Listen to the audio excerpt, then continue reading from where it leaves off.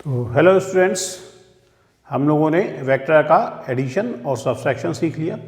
आज हम लोग सीखेंगे रेजोल्यूशन ऑफ ए वेक्टर, यानी किसी वेक्टर को दो रेक्टेंगुलर कंपोनेंट में रिजॉल्व करना।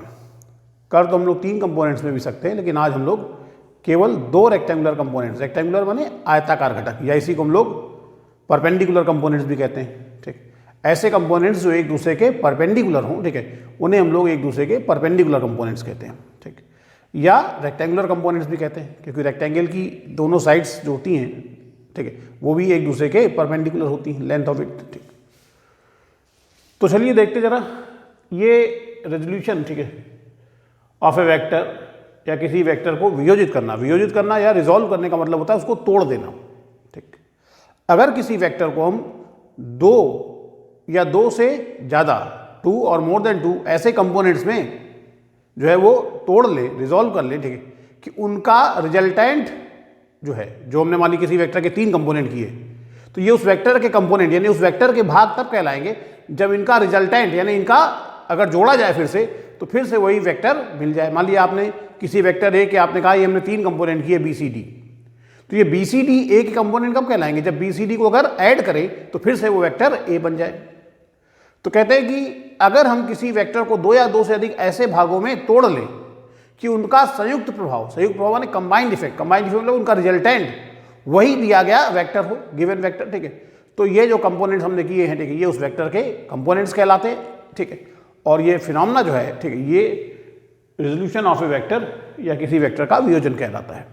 तो फिलहाल हम लोगों को यहाँ पर किसी वेक्टर के दो रेक्टेंगुलर कंपोनेंट, दो कंपोनेंट करना सीखना, वो भी कैसे? Rectangular components. ठीक, रेक्टेंगुलर का मतलब परपेंडिकुलर कंपोनेंट्स। तो सीखिए जरा। मान लीजिए कि आपको ये कोई वेक्टर ए जो है दिया गया है और बताया जा रहा है कि वेक्टर ए जो है ये एक्स एक्सिस से, हॉरिजॉन्टल से थीटा एंगल बना रहा है, और हमें इसके दो रेक्टेंगुलर कंपोनेंट करने हैं, एक एक्स एक्सिस पर एक वाई एक्सिस पर। इसको हम लोग कहते हैं, ये भी कह सकते हैं वेक्टर ए के एक्स और वाई कंपोनेंट, या हॉरिजॉन्टल और वर्टिकल कंपोनेंट भी कुछ बोलते हैं, ये हॉरिजॉन्टल और ये वर्टिकल। तो आपने क्या करना है, सबसे पहले जिस वेक्टर कंपोनेंट कर रहे हैं उसके टेल पॉइंट से वो दो एक्सिस खींचिए जिसके अलोंग आपको कंपोनेंट करना है। यहाँ एक्स एक्सिस और वाई एक्सिस के अलोंग करना है, तो एक्स एक्सिस तो खींची हुई है और वाई एक्सिस हमने और खींच ली। ठीक है, उसके बाद हेड पॉइंट से दोनों एक्सिस पर परपेंडिकुलर ड्रा करेंगे। ये परपेंडिकुलर ड्रा किया, ये परपेंडिकुलर। जिन पॉइंट्स पर परपेंडिकुलर आया है वेक्टर के टेल पॉइंट से उन पॉइंट्स की ओर एरो खींच देंगे। तो यहां परपेंडिकुलर आया है तो ए के टेल पॉइंट से हमने, ये देखिए, इधर की ओर एरो बना दिया, और ए के टेल पॉइंट से ही हमने इधर की ओर एरो बना दिया। ये देखिए,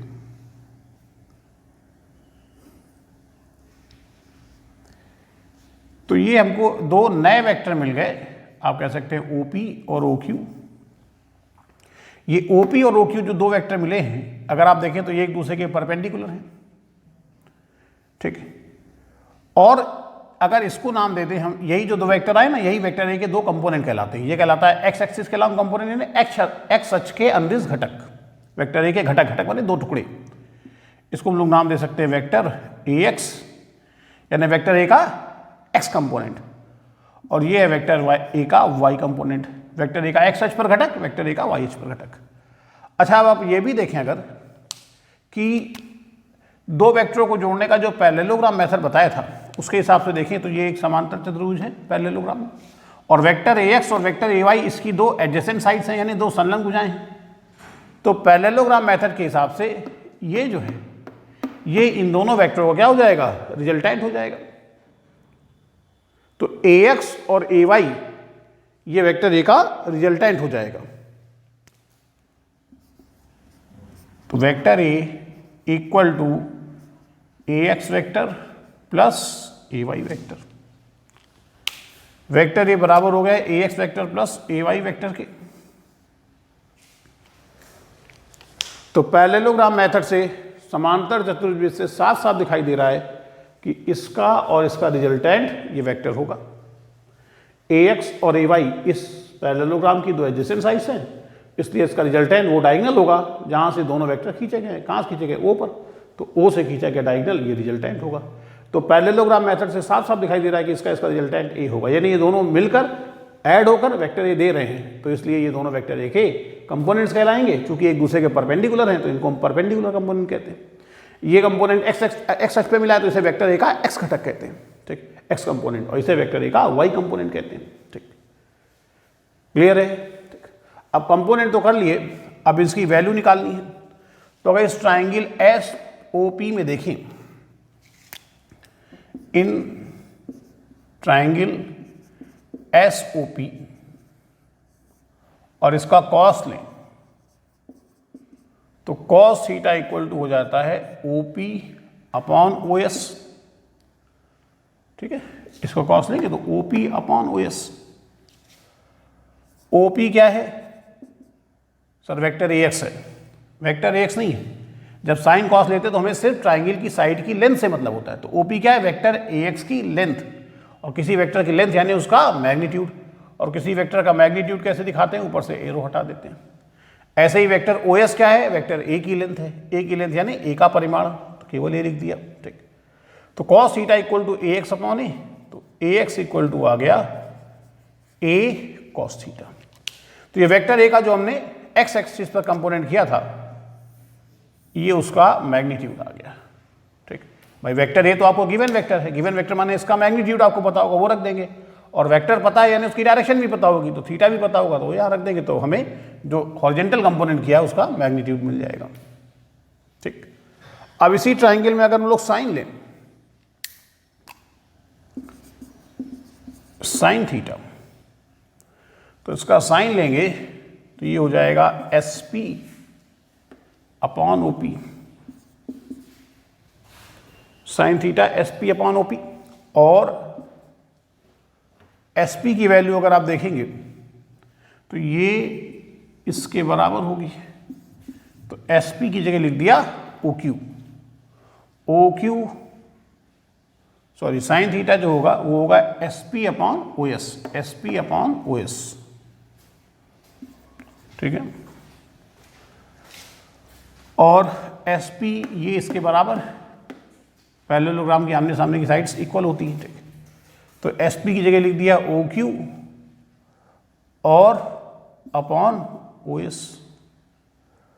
चलिए sine theta O Q, O Q क्या है? वेक्टर ए वाई की लेंथ है, लेंथ यानी उसका मैग्नीट्यूड, तो केवल ए वाई लिख दिया। ओ एस क्या है? वेक्टर ए की लेंथ है यानी ए का मैग्नीट्यूड है, तो केवल ए लिख दिया। तो इस तरीके से sine theta equal to a y upon a आ गया। अब यहां से हम लोग अगर ए वाई की वैल्यू निकालें तो ए वाई इक्वल टू आ जाएगा ए साइन थीटा। तो ये लीजिए ए वाई की वैल्यू आ गई a sine theta. Horizontal component a x equal to a cos theta, vertical component a y equal to a sine theta. तो हॉरिजॉन्टल और वर्टिकल कंपोनेंट्स हम लोगों ने निकाल लिए। हॉरिजॉन्टल कंपोनेंट ए एक्स बराबर आ गया a cos theta, vertical component a y equal to आ गया ए साइन थीटा, ठीक है। लेकिन ये फार्मूले नहीं कि आप याद कर लें कि हॉरिजॉन्टल कंपोनेंट ए कॉस थीटा होता है, वर्टिकल कंपोनेंट ए साइन थीटा हो। इस फिगर में ये निकल के आए हैं।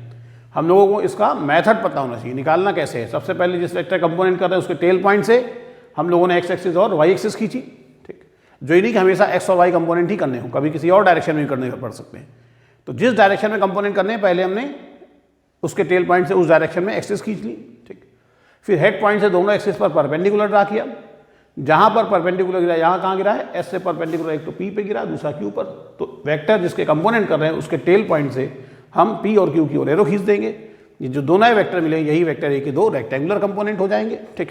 वेक्टर एडिशन रूल से दिखाई भी दे रहा है कि ए एक्स और ए वाई का जो रिजल्टेंट है वो वेक्टर ए है पैरेललोग्राम मेथड से, ठीक। तो चूंकि ए एक्स और ए वाई जुड़कर वेक्टर ए बना रहे हैं तो ये वेक्टर ए के कंपोनेंट होंगे। और फिर हम एक बार इस ट्राइंगल में कॉस एक बार साइन लेकर इन कंपोनेंट्स की वैल्यू निकाल लेंगे। क्लियर हो गया? तो ऐसे हम लोग कंपोनेंट करते हैं, ये है प्रॉपर मेथड। पर कंपोनेंट करना इतनी कॉमन चीज़ है कि हम लोगों को इतना टाइम नहीं लगना चाहिए कि इतनी देर में हम लोग इसके कंपोनेंट करें, ठीक। तो हम लोगों को तुरंत का मेथड याद रखना है कि ये काम हम लोग तुरंत कैसे करेंगे। तो याद रखें, जब भी किसी वेक्टर के हम लोग कंपोनेंट करते हैं, ये साइन कॉस लेने की होती नहीं, जब भी कभी किसी वेक्टर के कंपोनेंट करते हैं तो एक कंपोनेंट हमेशा उसका कॉस में आएगा, दूसरा हमेशा साइन में आएगा। ठीक है, जब भी रेक्टेंगुलर कंपोनेंट करेंगे। कौन सा कंपोनेंट कॉस में आएगा? जिस कंपोनेंट के साथ दिए गए वेक्टर का एंगल दिया जाए। यहाँ थीटा किसके साथ एंगल दिया गया था? AX के साथ। तो AX का मैग्नीट्यूड देखिए कॉस में आया और दूसरा फिर साइन में हो ही जाएगा। ये ट्रिक याद रखिए बस खाली, कि जिस कंपोनेंट के साथ एंगल दिया जाएगा वो हमेशा कॉस में आएगा और दूसरा हमेशा साइन में आएगा। तो इससे आप जल्दी से किसी वेक्टर के कंपोनेंट कर सकते हैं। मैं यहाँ करके दिखाता हूँ आपको। जैसे किसी ने आपसे कहा कि ये वेक्टर A है और ये वर्टिकल से अल्फा एंगल बना रहा है। वेक्टर A वर्टिकल से अल्फा एंगल बना रहा है, इसके कंपोनेंट करने हैं। तो टेल पॉइंट से y एक्सिस खींची। देखिए वेक्टर A के वर्टिकल से अल्फा दिया गया तो हमें इसके कंपोनेंट करने हैं। तो हमने देखिए इसके टेल पॉइंट से y एक्सिस खींची और x एक्सिस खींची। हेड पॉइंट से दोनों एक्सिस पर परपेंडिकुलर ड्रा किया। ठीक, अब A के टेल पॉइंट से, ये टेल पॉइंट है, यहाँ पे परपेंडिकुलर गिरा है तो इधर की ओर एरो खींचा, यहाँ पे परपेंडिकुलर गिरा है तो इधर की ओर एरो खींचा। ये x अक्ष पर कंपोनेंट है, इसीलिए वेक्टर A का x कंपोनेंट कह देते हैं। A नीचे छोटा सा x लिख दिया, मतलब वेक्टर A का x कंपोनेंट। कंपोनेंट को हिंदी में क्या कहते हैं? घटक कहते हैं। और ये वेक्टर A का y कंपोनेंट हो गया। अब इनकी वैल्यू नोट करनी है, तो इसका परिमाण क्या होगा? ध्यान रखिए, मैग्नीट्यूड नोट करते हैं तो ऊपर एरो नहीं लगाएंगे। क्या इसके साथ एंगल दिया गया है? नहीं। जिसके साथ एंगल ना दिया जाए वो साइन में। तो AX equal to A sine alpha, इस बार एंगल अल्फा है ना। और AY इक्वल टू, ये जो कंपोनेंट है इसके साथ एंगल दिया गया तो AY equal to A cos alpha. Clear है? तो बस इतना काम हमें करना रहेगा, तुरंत हम लोग कंपोनेंट कर लेंगे। ये थोड़ा सा हमने काम छोटा कर लिया। सीधे फिगर में कंपोनेंट दिखाइए और सीधे उनके मैग्नीट्यूड यानी उनके परिमाण आप नोट कर सकते हैं। अब देखिए वहाँ जो घटक क्षैतिज था, क्षैतिज में कौन था? हॉरिजॉन्टल में कौन था? AX, वो A cos थीटा आया था। लेकिन यहाँ जो क्षैतिज में है वो आया है A sin अल्फा। तो हॉरिजॉन्टल कंपोनेंट हमेशा कॉस में, ऐसा नहीं है। रूल क्या है? जिसके साथ एंगल दिया जाएगा वो हमेशा कॉस में होगा और दूसरा हमेशा साइन में हो जाएगा। क्लियर हो गई बात? इतनी सी सबकी समझ में आ गई बात अच्छे से? इसका एक स्क्रीनशॉट लेना चाहें तो ले सकते हैं। फिर इस पर वैसे एक छोटा सा बिल्कुल सरल सा एक सवाल लगा लेते हैं। ठीक, नोट कर लिया सबने? इधर वाला मैं इरेज कर देता हूं और एक न्यूमेरिकल जो है हम लोग सॉल्व कर लेते हैं, इसका सरल सा न्यूमेरिकल। और क्वेश्चन ये है यहां पर कि क्वेश्चन ये है कि एक वेक्टर, बल्कि आप कह सकते हैं किसी बॉडी पर 100 न्यूटन का फोर्स हॉरिजॉन्टल से 30 डिग्री के एंगल पर लगाया गया। किसी बॉडी पर 100 न्यूटन का फोर्स हॉरिजॉन्टल से 30 डिग्री के एंगल पर लगाया गया और हमें इस फोर्स के हॉरिजॉन्टल और वर्टिकल कंपोनेंट निकालने हैं। तो कह रहा है किसी बॉडी पर 100 न्यूटन का फोर्स लगाया जाता है हॉरिजॉन्टल से 30 डिग्री के एंगल पर। तो फोर्स आप जानते हैं वेक्टर क्वांटिटी होती है और ये उसका मैग्नीट्यूड है 100 न्यूटन और डायरेक्शन हॉरिजॉन्टल से 30 डिग्री ऊपर की ओर। ठीक, हमें इसके हॉरिजॉन्टल और वर्टिकल कंपोनेंट निकालने। देखिए जरा क्या चक्कर है। अगर इसका फिगर बनाएं, जैसे ये मान लीजिए पिंड है, तो इस पर एक फोर्स हॉरिजॉन्टल से, ये हॉरिजॉन्टल डायरेक्शन है, हॉरिजॉन्टल नहीं लगाया जा रहा, इससे 30 डिग्री के एंगल पर एक फोर्स ऐसे लगाया गया। ये है आपका फोर्स F, जिसका मैग्नीट्यूड 100 न्यूटन है और ये हॉरिजॉन्टल से 30 डिग्री के एंगल पर है। हमें इसके हॉरिजॉन्टल और वर्टिकल कंपोनेंट करने हैं, क्षैतिज और ऊर्ध्वाधर घटक। यानी एक कंपोनेंट हॉरिजॉन्टल करना है, एक वर्टिकल। तो टेल पॉइंट से x एक्सिस तो खींची हुई है, y एक्सिस हमने और खींच ली और उसके बाद दोनों एक्सिस पर परपेंडिकुलर डाल दिया। उसके बाद में वेक्टर F के टेल पॉइंट से हमने इधर की ओर एक एरो खींचा और इधर की ओर एक एरो खींचा। ये वेक्टर A का x कंपोनेंट हो गया, तो इसलिए इसको दिखाएंगे Fx से। ये हॉरिजॉन्टल कंपोनेंट हो गया, ये हो गया Fy। अब हॉरिजॉन्टल कंपोनेंट Fx का मैग्नीट्यूड, इसका परिमाण क्या होगा?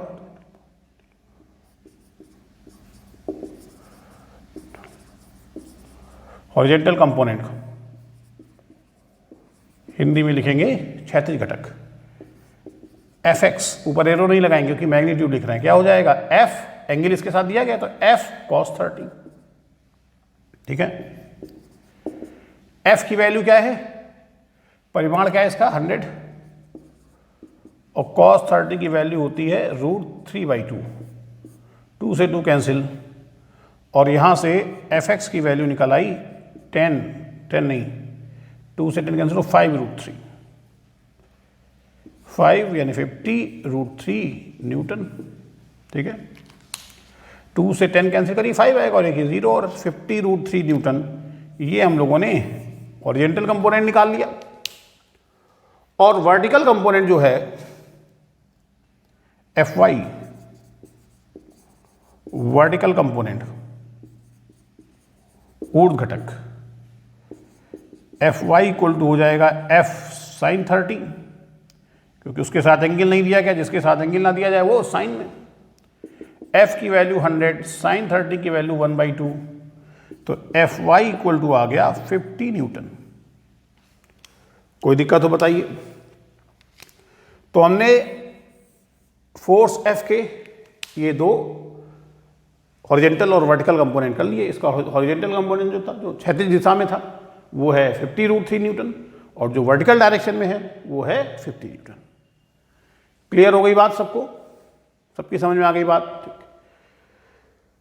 तो ये हमारा हो गया कि किसी वेक्टर को हम लोग दो रेक्टेंगुलर कंपोनेंट में कैसे रिजॉल्व करते हैं।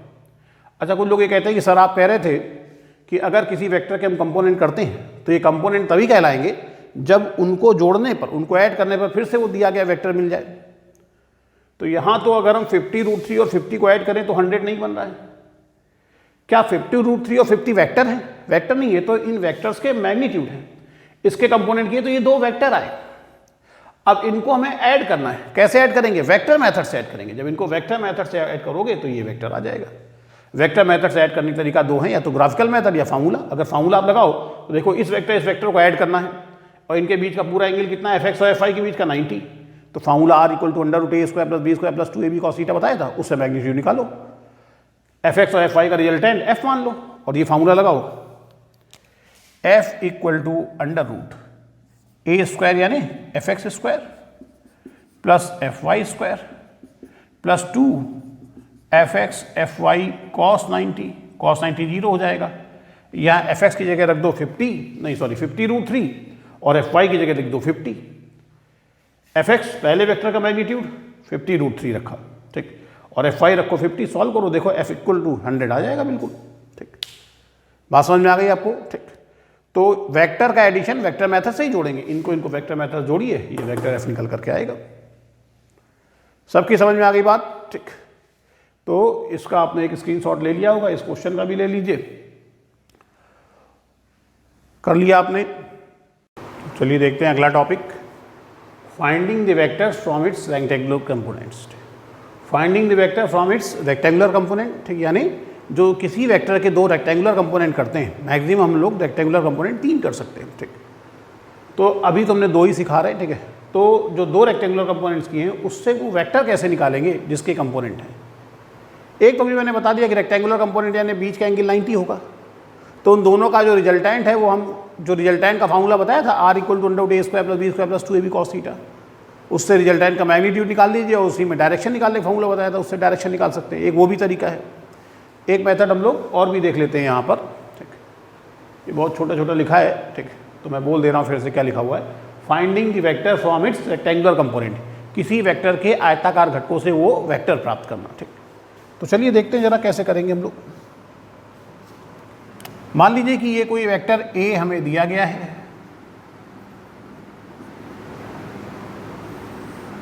जो कि एक्स एक्सिस से थीटा एंगल है पर है।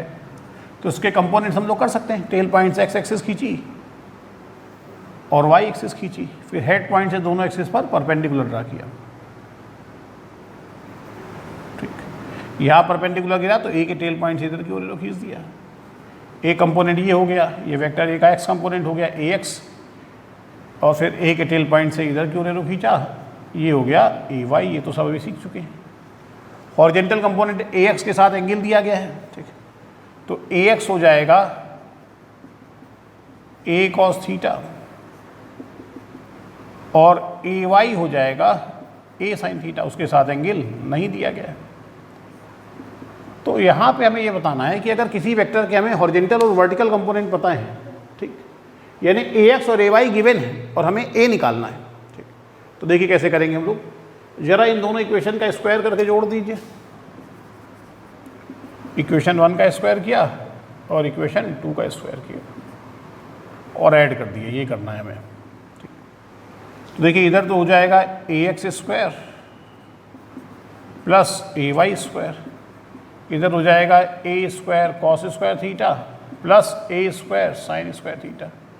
A स्क्वायर इससे कॉमन ले लोगे तो लेफ्ट, तो ब्रैकेट के अंदर बचेगा cos square theta plus sine square theta, जो कि 1 हो जाता है। तो AX square plus AY square equal to A square हो जाएगा। तो यहाँ से A इक्वल टू आ जाएगा रूट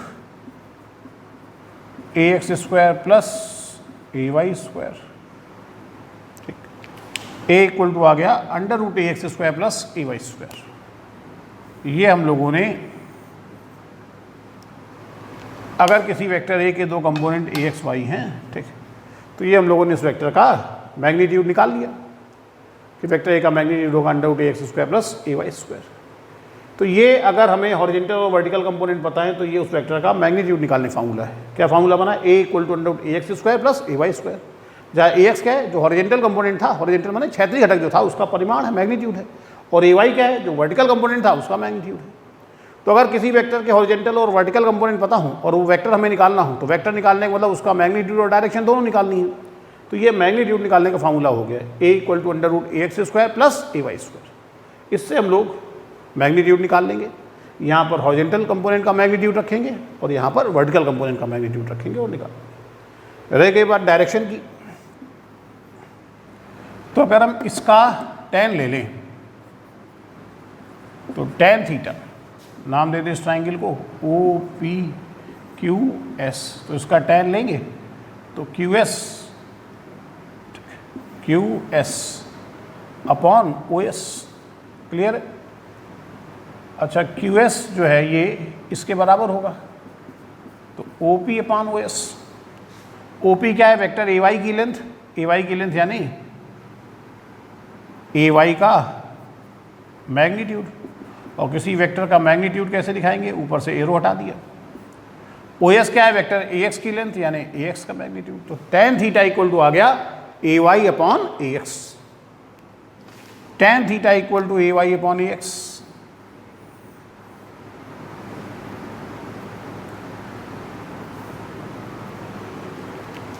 ये हम लोगों ने tan थीटा निकाल लिया AY अपॉन AX। क्लियर हो गई बात? ठीक। अब याद रखिए इस फॉर्मूले से जो हम थीटा निकालेंगे, भाई यहाँ क्या करेंगे? AY रखेंगे। AY मतलब वेक्टर A का जो वर्टिकल कंपोनेंट है वो रख देंगे, उसका परिमाण, और हॉरिजेंटल कंपोनेंट का मैग्नीट्यूड रख देंगे। तो tan थीटा निकलेगा, और tan थीटा निकलेगा तो उससे थीटा निकलेगा। तो याद ये रखना है कि यहाँ से जो थीटा निकलेगा वो हमेशा दिए गए वेक्टर का x एक्सिस से जो है क्या होगा? एंगल निकलेगा, कि दिया गया वेक्टर x एक्सिस से कितने एंगल पर है। क्लियर हो गई बात? ठीक, सबकी समझ में आ गई बात सबको? ठीक।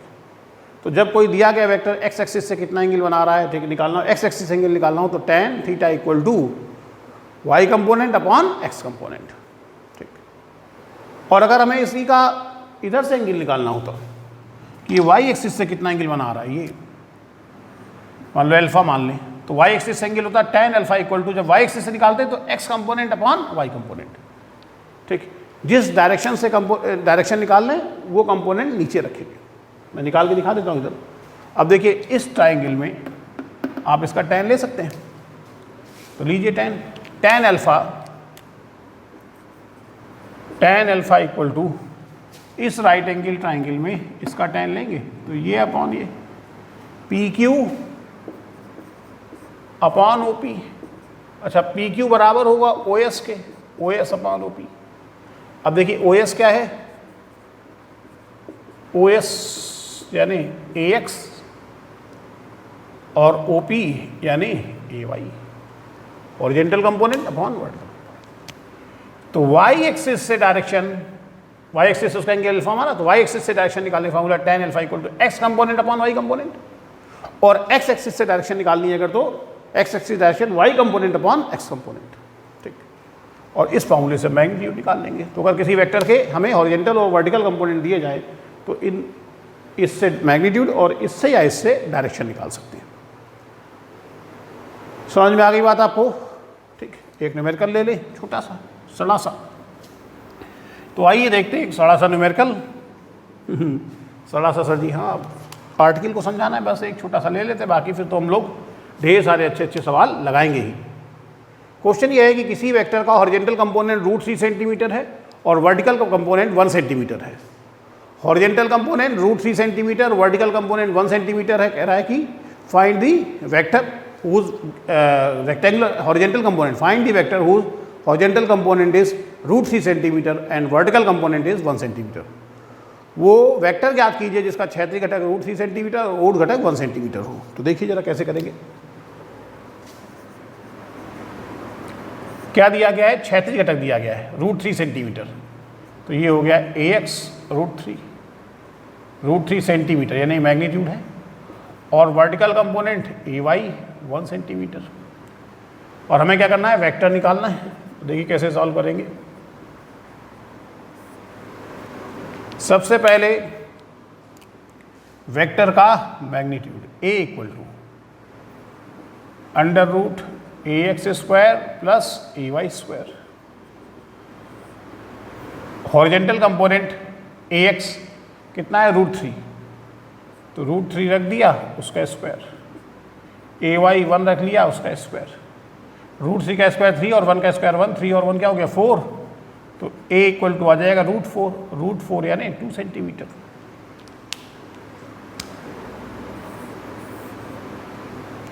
ठीक, तो सबसे पहले हमने मैग्नीट्यूड निकाला कि वेक्टर का magnitude a equal to √ax² plus ay²। ax हमने रख दिया √3 और ay रख दिया 1, तो a बराबर आ गया 2। तो जिस वेक्टर के ये कंपोनेंट हैं वो वेक्टर 2 सेंटीमीटर लंबा है, हमें उसकी डायरेक्शन पता लग गई 2 सेंटीमीटर। अब उसकी डायरेक्शन निकालनी है तो वाई एक्सिस से निकालेंगे या एक्स एक्सिस से। मान लीजिए हमने एक्स एक्सिस से निकालना है, तो एक्स एक्सिस से निकालना है तो एक्स एक्सिस से सूत्र क्या होता है? tan theta equal to X axis से डायरेक्शन निकालना है तो Y component upon X component. Y component इसका 1 है और ये √3।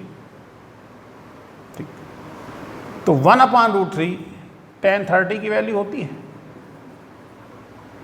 तो थीटा इक्वल टू आ गया 30 डिग्री, यानी ये वेक्टर एक्स एक्सिस से 30 डिग्री एंगल पर है। तो अभी आपने क्या करना है? मैग्नीट्यूड बता देनी है, डायरेक्शन बता देनी है। तो आप कहेंगे जिस वेक्टर के component horizontal component √3, vertical component 1 centimetre है, उस वेक्टर वो वेक्टर 2 सेंटीमीटर लंबा है और एक्स एक्सिस से 30 डिग्री के एंगल पर है। क्लियर हो गई बात ये आपको? ठीक, तो इस तरह से हम लोग वेक्टर के कंपोनेंट्स जो है वो निकाल सकते हैं। कंपोनेंट्स निकाल सकते हैं और फिर कंपोनेंट अगर पता है तो वेक्टर निकाल सकते हैं। सबकी समझ में आ गई बात ये? अच्छे से समझ में आ गया सबको? ले लीजिए इसका एक स्क्रीनशॉट। ठीक, तो ये आज हम लोगों ने किसी वेक्टर को 2 रेक्टेंगुलर कंपोनेंट्स में कैसे रिजॉल्व करते हैं वो सीखा। अच्छा, एक चीज़ और सीख लेते हैं, नहीं बात अधूरी रह जाएगी। अभी वास्तव में हम लोगों ने केवल हॉरिजॉन्टल और वर्टिकल कंपोनेंट करना सीखा है। वास्तव में हम किसी वेक्टर के रेक्टेंगुलर कंपोनेंट किसी भी डायरेक्शन में कर सकते हैं। बस 1 मिनट लगेगा, सीख लेते हैं उसको। ठीक, मान लीजिए कि कोई वेक्टर हमें ये दिया जा रहा है, ऐसे वेक्टर यही है, लेकिन हमें अब इसका एक कंपोनेंट इस डायरेक्शन में चाहिए और इस डायरेक्शन से इसका एंगल अल्फा दिया गया है। तो हम क्या करेंगे? ए के टेल पॉइंट से इस लाइन पर एक परपेंडिकुलर लाइन बना लेंगे। तो देखिए मतलब ये होता है कि वेक्टर के टेल पॉइंट से 2, जैसे एक्स एक्सिस और वाई एक्सिस एक दूसरे के परपेंडिकुलर होती हैं, इस बार वेक्टर का ए का एक्स दिशा में घटक नहीं चाहिए, इस डायरेक्शन में चाहिए। तो वेक्टर ए का एक लाइन तो खींची हुई है, दूसरी हमने इसके परपेंडिकुलर खींच ली। तो एक तरीके से टेल पॉइंट से 2 परपेंडिकुलर एक्सिस ही तो हो गई। ठीक, अब हेड पॉइंट से दोनों पर परपेंडिकुलर ड्रा करिए। यहाँ पे लंब गिरा, मान लो पी पॉइंट पर, इधर लंब डालेंगे, मान लो ये क्यू पॉइंट पर गिरा। अब ए के टेल पॉइंट से हम एरो खींच देंगे, ये एरो आया और ये एरो आया। ये वेक्टर ए का इस डायरेक्शन में कंपोनेंट हो गया, इसको कोई नाम दे लीजिए। मान लीजिए इसको हमने नाम दे दिया ए एक्स डैश, एक्स एक्सिस तो है नहीं, तो ए एक्स डैश कंपोनेंट, और इसको बोल दिया ए वाई डैश कंपोनेंट, या सीधे यहीं पे मैग्नीट्यूड लिख देते हैं। मैग्नीट्यूड लिखने का तरीका वही है, एंगल के बगल वाला कॉस में, तो ये है, ये हो जाएगा ए कॉस एल्फा, ये हो जाएगा ए साइन एल्फा। अब देखिए ये दोनों कंपोनेंट एक दूसरे के परपेंडिकुलर हैं, तो ये एक दूसरे के नॉर्मल कंपोनेंट या परपेंडिकुलर कंपोनेंट तो कहलाएंगे, ठीक, या रेक्टेंगुलर कंपोनेंट भी कहलाएंगे, पर ये एक्स और वाई कंपोनेंट नहीं कहलाएंगे, क्योंकि इसमें से कोई भी एक्स एक्सिस के अलॉन्ग नहीं है और कोई भी वाई एक्सिस के अलॉन्ग नहीं है। तो इस तरह से हम किसी भी वेक्टर के जो है दो रेक्टेंगुलर कंपोनेंट किसी भी डायरेक्शन में कर सकते हैं, जरूरी नहीं कि वो एक्स एक्सिस और वाई एक्सिस में ही करें। जब एक्स और वाई एक्सिस में करते हैं तो उन कंपोनेंट्स को हम लोग एक्स कंपोनेंट और वाई कंपोनेंट या हॉरिजॉन्टल और वर्टिकल कंपोनेंट भी बोल देते हैं। समझ में आ गई बात सबको? अच्छे से समझ में आई बात, ठीक। तो ये एक टॉपिक मैंने पढ़ाया है, ठीक, इसको कंप्लीट कर लीजिए, ठीक। नोट्स जिनके पास है वो नोट्स से पढ़ सकते हैं, ठीक है। बाकी जो मैंने इसके सपोर्ट में जो एक दो छोटे छोटे सवाल कराए उनको भी आप एक बार रफ में कर जरूर लें, ठीक है। तो इतनी बातें आप तैयार करिए, फिर अगला लेक्चर बहुत जल्दी लेकर के आते हैं, ठीक। तब तक घर में रहिए और पढ़ाई करते रहिए। Thank you.